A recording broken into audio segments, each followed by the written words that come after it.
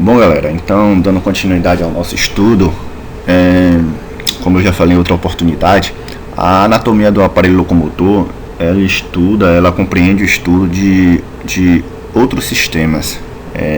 São sistemas relacionados à mobilidade, à locomoção, ao movimento, à cinesiologia, à biomecânica de nós, seres humanos. Então a gente precisa compreender que vamos fazer uma análise separada, no primeiro momento, desses sistemas. Nós temos o sistema esquelético, que é o estudo do esqueleto humano, dos ossos, os seus componentes. Nós temos o estudo do sistema articular, que compreende a análise das articulações, das estruturas articulares. E nós temos o estudo do sistema muscular, que vamos realizar uma análise do músculo, do tecido muscular, beleza? E para que se ocorra um movimento, nós temos uma união desses sistemas, um trabalho em equipe desses sistemas, para darmos sentido ao aparelho locomotor, à estrutura completa, né? E desses sistemas a gente pode inferir nesse momento que o sistema muscular é um sistema ativo. O músculo estriado esquelético é um tecido ativo, contrátil, e que você contrai de forma voluntária para dar vida ao sistema passivo, que é o sistema esquelético, aos ossos. Os nossos segmentos, os nossos membros, todo o componente que a gente move, ele é formado pelo sistema muscular e pelo sistema esquelético. O músculo se contrai, o músculo está preso ao osso, através dos tendões ou aponeuroses, mas estão conectados aos ossos, e quando eles se contraem e modificam o seu comprimento, a sua estrutura, eles acabam movendo a parte passiva, a parte óssea. E isso só acontece, esse movimento angular só acontece graças à união de ossos, de partes ósseas, que a gente chama de sistema articular, que são as articulações, cada uma com sua estrutura, cada uma com sua morfologia, com sua função, e que são capazes de gerar movimentos, em torno dos três planos existentes. Então a articulação, a depender de sua estrutura, ela pode ser monoaxial, permitir apenas um tipo de movimento; ela pode ser biaxial, permitir 2 tipos de movimentos; ou ela pode ser triaxial, permitir até 3 tipos de movimento, Nesse caso, os movimentos são flexão, extensão, adução, abdução, rotação interna e rotação externa, basicamente isso, além do movimento da circundação, que é a união de todos os movimentos. Bom, então a gente vai fazer primeiro uma análise do sistema esquelético, Vamos estudar nesse primeiro momento as estruturas ósseas, para que a gente possa compreender o todo, Depois a gente vai estudar o sistema muscular, o sistema articular, e posteriormente vamos dar continuidade ao nosso estudo de biomecânica, de cinesiologia e biomecânica, que a gente iniciou no primeiro momento e resolvemos detalhar um pouco mais através do estudo do aparelho locomotor. Então vamos ver conceitos, funções do esqueleto, classificação dos ossos e etc. Beleza? Bom, galera, e se tratando desse primeiro momento, da parte conceitual do que é o esqueleto, do que é o osso, a estrutura, quando a gente trabalha com esqueleto, a gente já, pelo menos parte do pressuposto que você já tem uma ideia, uma noção de conceito do que é o esqueleto, a função básica, porque isso aí a gente aprende desde os tempos de escola, em ciências. A gente já vem discutindo, já vem aprendendo um pouquinho sobre a formação óssea, a estrutura do corpo, o esqueleto, etc.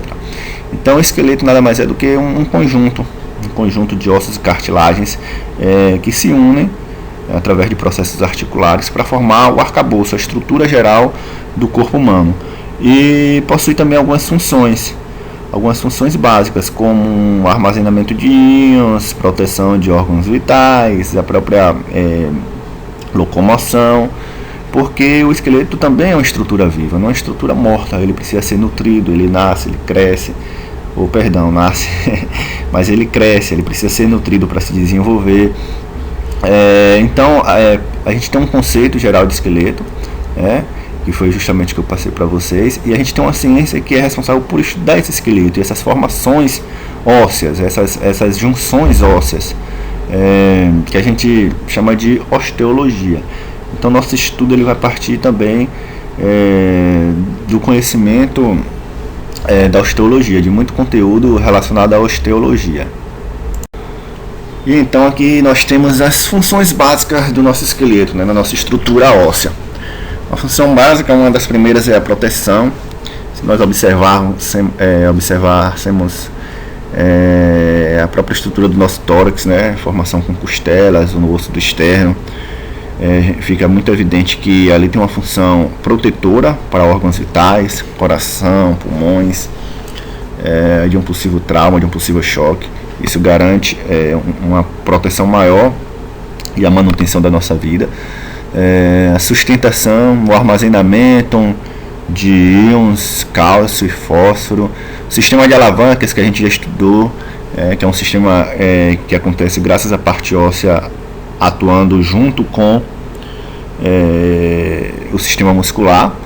Você já conhece os tipos de alavanca interfixa, interpotente, interresistente.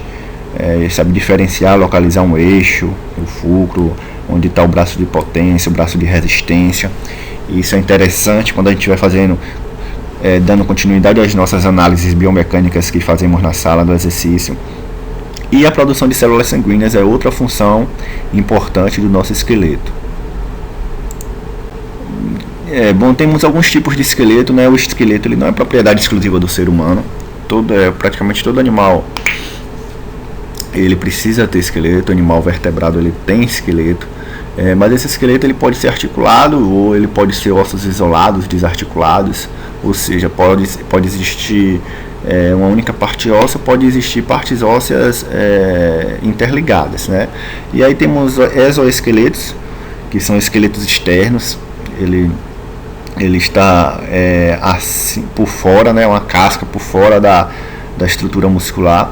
A gente tem endosesqueleto, que o esqueleto está por dentro. No caso, nós seres humanos temos endoesqueleto, e temos animais que possuem endo e exoesqueleto. No caso, alguns animais tipo tatua, tartaruga, ou seja, aquela casca, a casca dela, que eu não sei bem se chama casca, mas é um esqueleto, e tem o esqueleto interno também, que permite a locomoção desses animais. Então, no caso, o ser humano tem um endoesqueleto. A gente vai ver que o esqueleto axial ele é compreendido pela porção mediana, ossos da cabeça, pescoço e tronco, e o esqueleto apendicular, ossos dos membros superiores e inferiores. Beleza, mas a gente precisa de elementos que são responsáveis pela ligação desse esqueleto central com o esqueleto dos membros, que é o esqueleto apendicular. Essa união ela é feita por duas porções de esqueleto, né, que a gente chama de cinturas. A cintura escapular, formada principalmente pelas escápulas, e a cintura pélvica, formada pelo osso do quadril. Então a estrutura básica é essa aqui que eu montei: esqueleto axial, cabeça, pescoço e tronco, o esqueleto apendicular inferior ou superior por membros superiores, inferior por membros inferiores. O que liga o tronco aos membros superiores é a cintura escapular, a nossa estrutura escapular, e o que liga o tronco aos membros inferiores é a nossa cintura pélvica, né? A estrutura pélvica do osso do quadril. E aí fica dividido dessa forma: o esqueleto apendicular, essa parte central, e o esqueleto axial, essa parte central, e o esqueleto apendicular, os ossos dos nossos membros. Beleza? Bom, os números dos ossos, a contabilização desses ossos, ele sofre algumas variações de acordo com a idade, fatores individuais, o próprio critério que a ciência utiliza para contabilizar. Só que a gente tem um número típico que são de 206 ossos no indivíduo adulto. O que é que pode mudar? Um fator etário é um principal elemento que pode levar à contabilização de mais ou menos ossos, porque o avanço da idade o processo de ossificação mais intenso, ele causa a união de processos ósseos que antes eram articulados.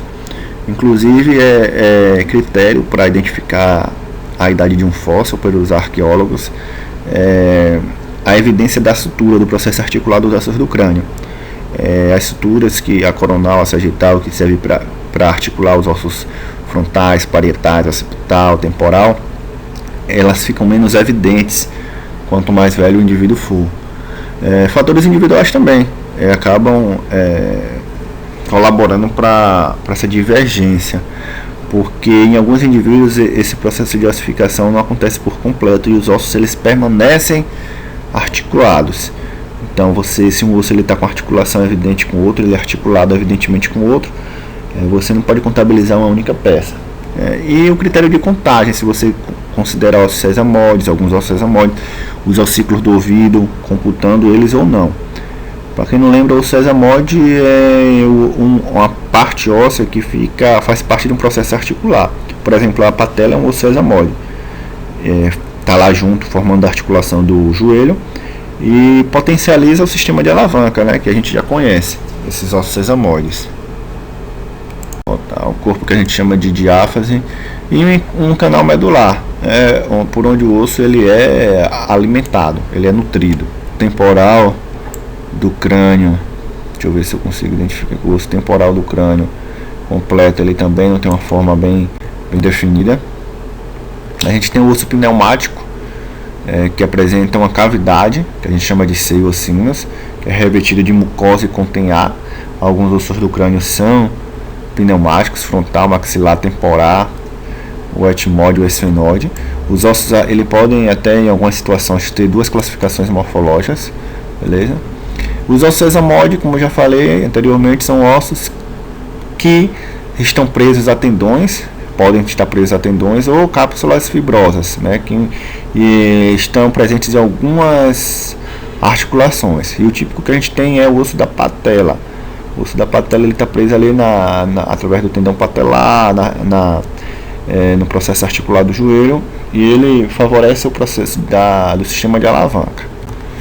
Bom, tipo de substância óssea, isso aqui a gente vai observar bastante no laboratório. A gente tem uma substância óssea compacta e uma substância óssea esponjosa, beleza? A substância óssea compacta é mais densa e rígida, você não vê uma substância óssea aparentemente mais frágil. Já a esponjosa é mais irregular, tem uma forma mais irregular e deixam espaços entre o tecido ósseo, parecendo mesmo uma esponjinha. Aparentemente ela é um pouco mais frágil.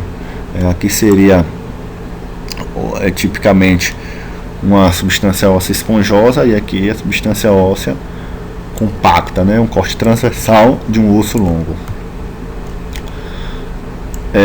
Os elementos descritivos dos ossos, né, os acidentes anatômicos, a gente vai observar os principais deles em laboratório, com fé em Deus. São partes ósseas, estruturas ósseas que servem para facilitar o processo de relação entre a peça óssea e o sistema muscular, local onde se fixa tendões, ligamentos, etc. Então a gente pode ter saliências que servem para articular os ossos entre si, ou a fixação de músculos, a cabeça, o côndilo, o tubérculo, processos, espinhas. Por exemplo, a cabeça do fêmur, ela vai articular com o osso do quadril. Então são peças que se articulam estruturalmente de forma bem compatível. A gente tem depressões, que são saliências que podem ser articulares ou não, fossas, fossetas, sulcos, impressões, etc. E a gente tem aberturas, né, que são os forames, meatos, que servem para passagem de nervos ou vasos que alimentam o nosso sistema.